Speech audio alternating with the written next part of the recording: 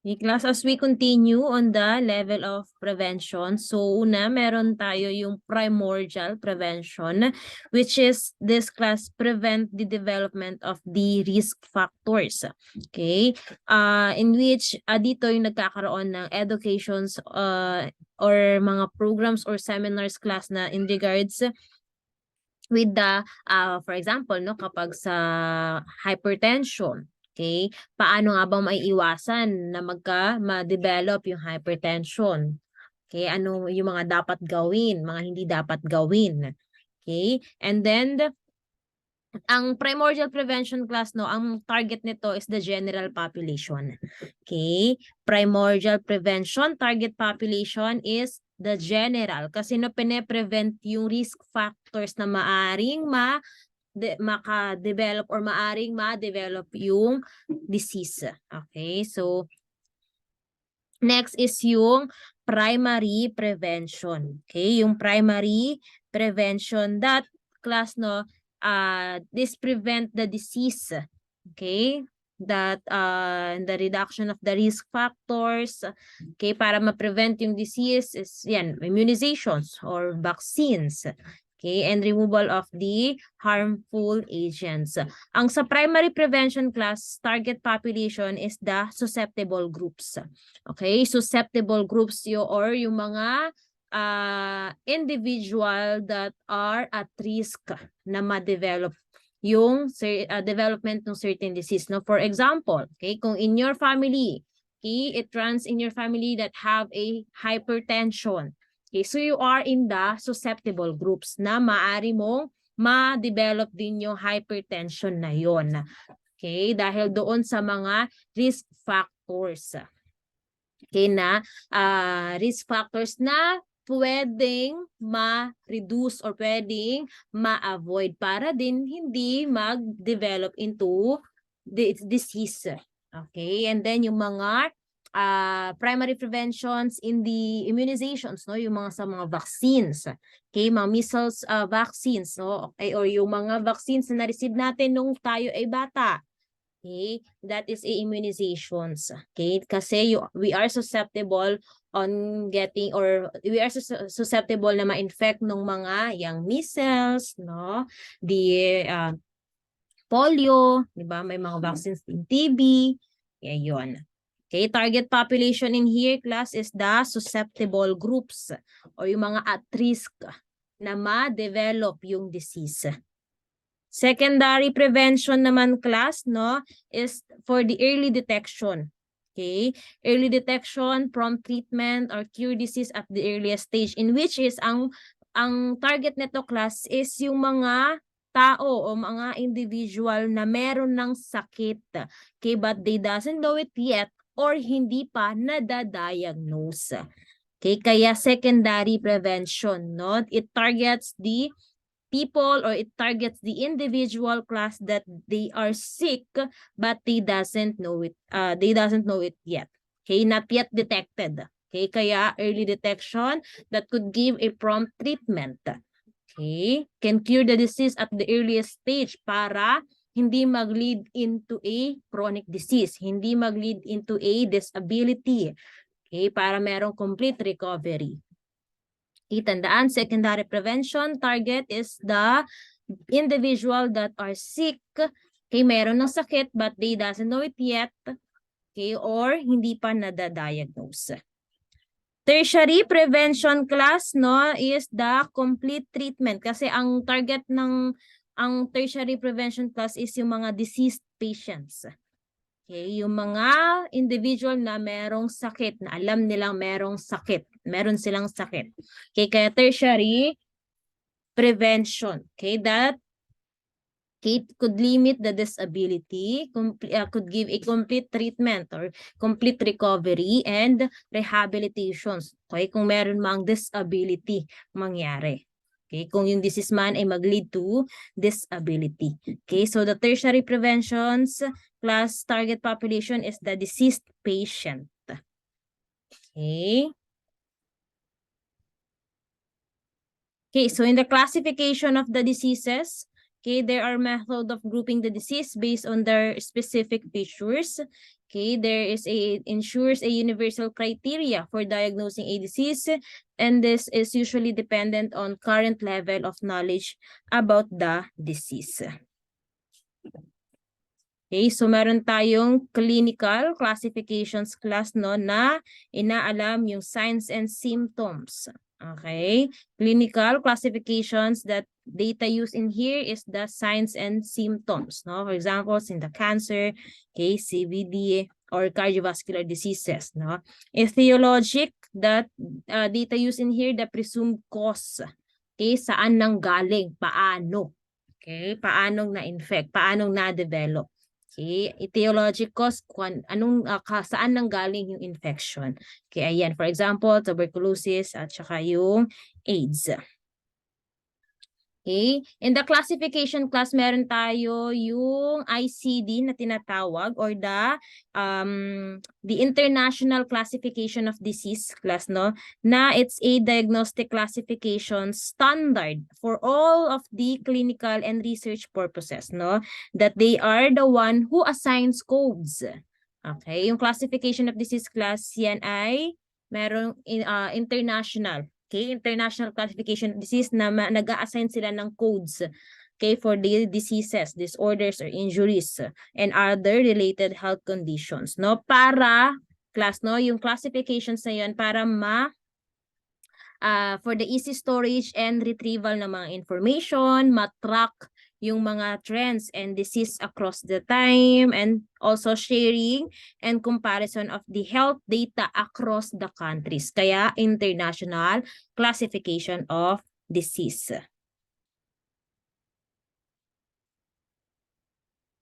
Okay.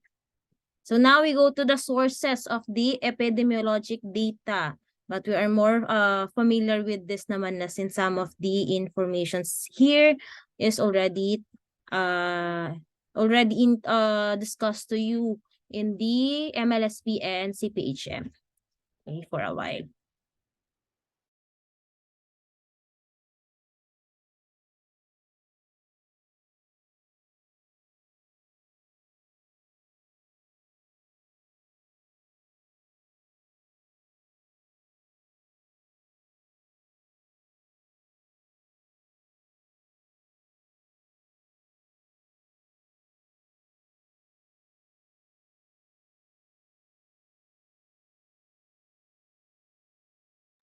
Is in the sources of epidemiologic data, meron tayong the determinants of health, okay, the health system and the health status o yung mortality. Okay, or kumbaga, klase ito, mga health indicators. Okay, health status, the mortality, morbidity or disability. Okay, at yung mga recovery, mga nag-recover from a disease. Okay, so there are considerations in choosing the source of data, such as the research objective, the data quality, the sensitivity of the issues, and the logistics. Okay, in which is class, no, in the sensitivity of issues is yung pagiging confidential, ano, nung information. Okay, the confidentiality of the informations.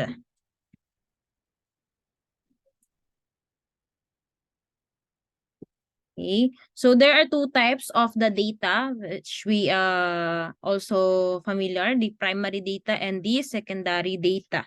Okay, pag primary data, these are data or information that is collected by the researcher mismo, okay, or by you mismo.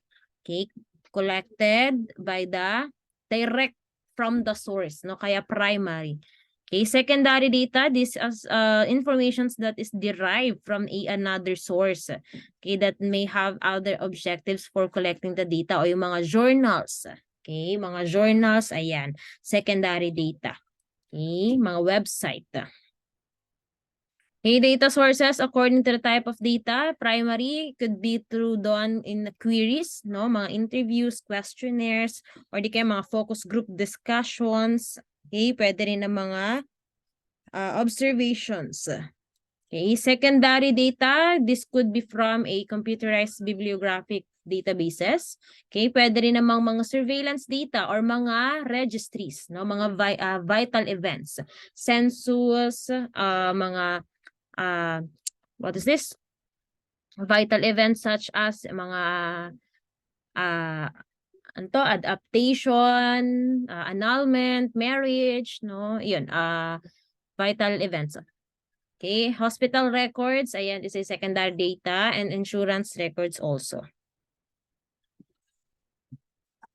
Okay, census class, no, which is, alam naman natin, this is the information of the whole population in a country, no? So the advantage of this is yung informations on the population numbers and distributions by age and sex and others, no? Complete data that this allows a small area estimation and disaggregation like a socioeconomic status.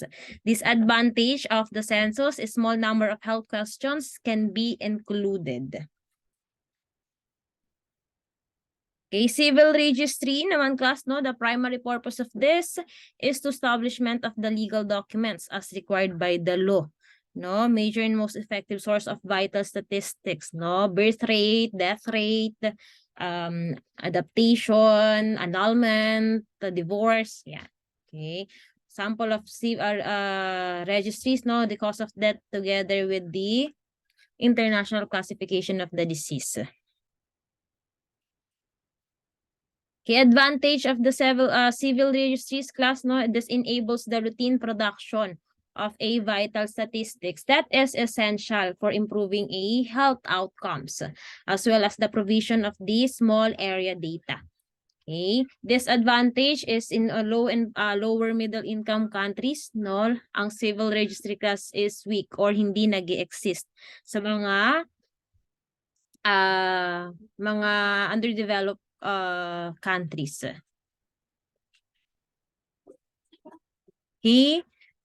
One of the types of civil registries class is birth statistics, okay, or birth rate, ganyan, no? This most visible evidence of a government's existence of a person as a member of the society, no? The birth statistics, no? This uses the uses of birth certificate data in the calculation of birth rates para alam kung ilan yung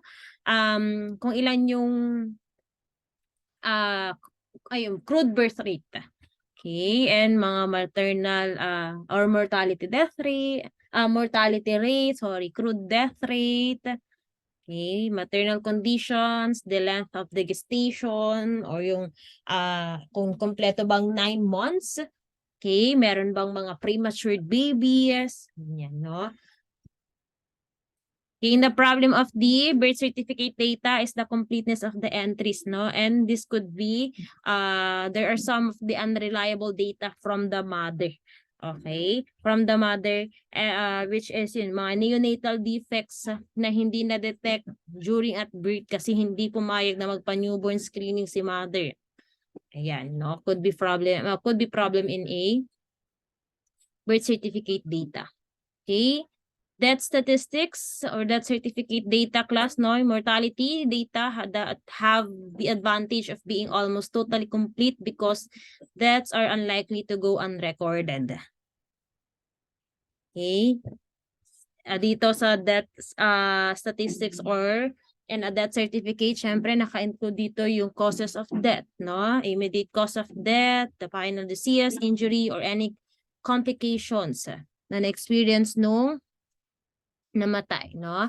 Or antecedent cause of death. Or if there is an intervening event between the immediate and underlying cause of death, okay? In addition sa death certificate data, nakalagay kung ano yung naging dahilan, ano yung history or disease history nung namatay na pasyente or namatay na individual. Okay?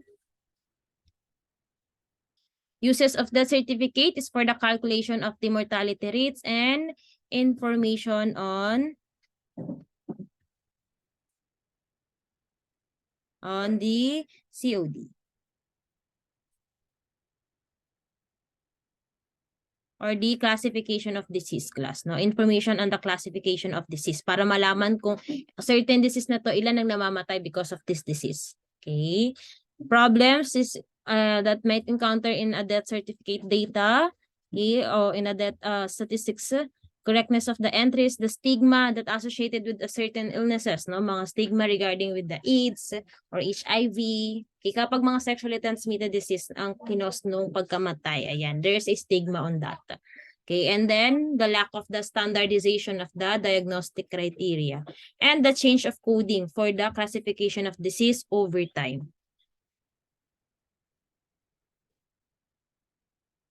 A notifiable disease class, no? This is a mga disease that is mga that might cause a outbreak, mga disease na nag-cause ng outbreak or epidemic or pandemic. Okay? Notifiable disease, okay, such as the reportable diseases, no? The selected for being epidemic prone or mga certain diseases class na maaring mag-cause ng outbreak or epidemic. Okay? Targeted for the eradication or elimination or mga diseases that is subject to a international health regulation. Okay, uses of the notifiable disease statistics is to monitor the progress towards the disease reduction targets. Okay, yung control measures kumbaga. Okay, para hindi dumami yung cases because of that certain disease, no? And also measures the achievements of the disease prevention activities. Okay, and identify any hidden outbreaks or problems so that early action may be taken. Okay, in the notifiable disease class, no, meron niyang categories. Okay, there are categories. Category 1, okay, ito yung mga diseases that is within 24 hours can cause a epidemic or can cause a pandemic within 24 hours. Okay, category 1, such as yan, acute flaccid paralysis, anthrax, okay, adverse event following immunizations, influenza, measles, meningococcal disease, no? Contagious yan, no? Delikado. Okay? Pag mga notifiable disease na to class, no? Pag nasa category 1, yan dapat ma-report agad yan na merong cases of that certain, merong cases ng mga nakalist dito na sakit. Kasi class, no, para ma-reduce agad, magawan agad ng control measures para hindi siya kumalat, hindi mag-spread. Okay? Katulad din ng SARS, no? SARS outbreaks. Okay? Category 2, category 2, ito naman yung mga disease class na within 7 days. Okay? Within 7 days yung parang within 7 days yung kanyang duration, no, para siya ay maging or magkaroon ng outbreak. Okay, such as yan, diarrhea, no, encephalitis, dengue fever, okay, viral hepatitis, okay, mga cholera infection, cholera na yung diarrhea, it's also as a symptoms of diarrhea. Okay, mga malaria class na that can cause epidemic. Okay, leptospirosis also. Okay, under the category 2. Category 1, within 24 hours, dapat ma-report agad if there is a cases. Okay, category 2, pwedeng within 7 days. Okay, ma-report na may mga cases ng ganito kasi titignan kung ilan yung mga magkakaroon ng sakit na listed here in the category 2. Okay?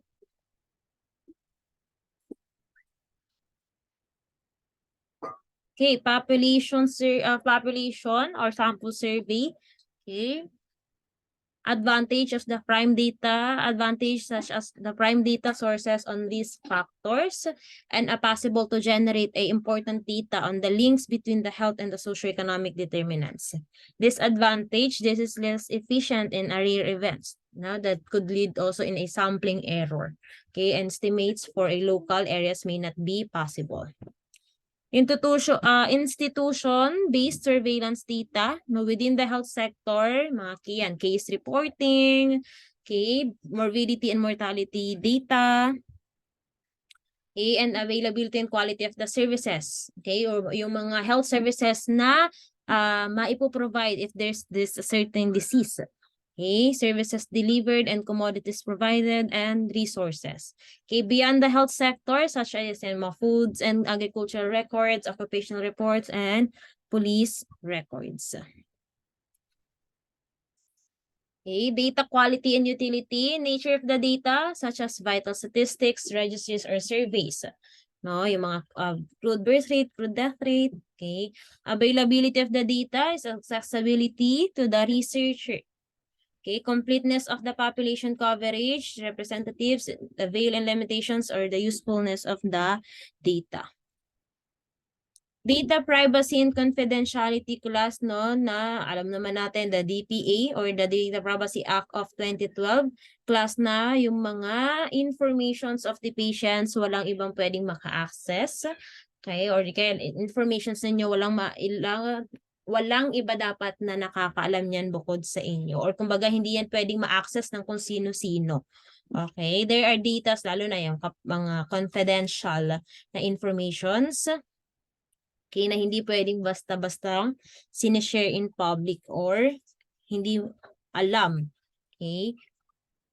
Hindi siya magamit ng ibang tao for fraud, okay, or a malicious or a misrepresentative. Okay, sensitive personal information under RA 10173, no? That yung mga personal informations na pwedeng hindi or hindi dapat basta-bastang sinishare, no? The individual's race, the ethnic origin, marital status, age, political affiliations, etc. Maski the individual's health, education attainment, genetic or sexual life of a person, and then mga issued government IDs. Okay, mga IDs that is issued by the government, no? Such as mga SS number, hindi yan basta-bastang sinishare. Okay, yung mga licenses. Okay, and the ITR or the tax returns, the internal revenue. Okay, kung ilan yung kinita mo sa isang taon, no? Ilan yung gross income mo, ayan. No, kasama yan sa sensitive personal information or sensitive personal data na hindi dapat na-access ng kung sino-sino. Okay, or hindi dapat alam ng kung sino-sino. Okay, katulad ng SS number class, no? SS number dapat should also SS number na dapat ang nakakalam lang yan ikaw, your employer. Okay, pati yung licenses, tsaka yung ITR. Okay. Data sharing is a voluntary release of the information by one investigator or by the institution to another for the purposes of if there is a scientific research. No? Advantage of the data sharing is the enhancement of the knowledge. Okay, ang issues nga lang kapag mayroong data sharing class, no, is nawawala yung control doon sa intellectual property. Okay, for example, class, no, I have a research, I have a journals. Tapos pinublish ko siya. Okay? So ibig sabihin, binigyan ko ng permiso yung makakabasa ng pinublish kong journals na yun ay kanilang magamit. Okay? Gamitin nila or kanilang pagbasihan. Okay? So yun, mawawalan ako ng control doon sa intellectual property kasi maari yung mga data na nandoon sa journals na yun, no, maaring ma-enhance yun or madagdagan pa, no, or maaring contradicting sa iba. Okay? So, yun ang maaring issues na problem that might encountered in data sharing. Okay, then also the loss of privacy and confidentiality of the research subject. Okay? So dito, tandaan na data sharing, meron kang form consent na pwedeng form consent na you are giving a permission the other institutions or other people na gamitin yung iyong information. Okay? Data linkage. Okay, this is joining data from two or more sources.